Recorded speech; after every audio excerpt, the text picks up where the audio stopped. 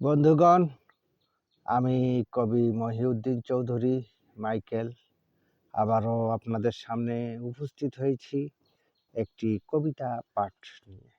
আমার আজকের কবিতার নাম ধূপবাতি।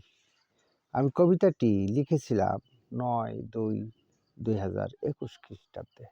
এই কবিতাটি আমার স্মৃতির স্পন্দন কাব্যগ্রন্থের ৫৩ পৃষ্ঠায় লিপিবদ্ধ আছে।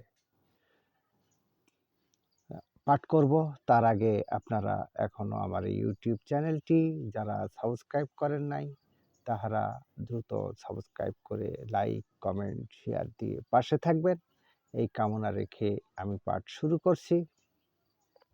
ধূপবাতি সুগন্ধ বিলায়, নিজেকে বিনাশ করে দেয়, কতজনই সুগন্ধ নেয়, কতজনই সুগন্ধ নিয়ে করে প্রমোদ বিলাস, পূত পূর্ণতায়, কতই পবিত্র ধর্মগৃহে, যত সাধু সন্ন্যাস সুঘ্রাণ নেয়, মানব যাত্রা পবিত্রতায়, কত শত মানুষ মনোমুগ্ধতায়, ঘ্রাণ দেয় নিজেকে জ্বালিয়ে, কিছু ছাই পরিশেষ, উৎসর্গ নিজেই, ক্ষণে ক্ষণে ধূপবাতি জ্বালিয়ে করবে যে বিনাশ,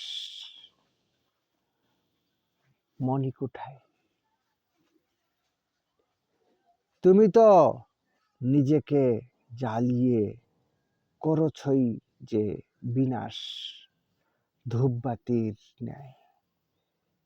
পরিণতি ভেবেছ কভু হৃদয়ে? ওগো মনুষ্য সমাজ, শেষ শুধু ছাই। আমার এই কবিতাটি এই পর্যন্ত। সবাইকে ধন্যবাদ।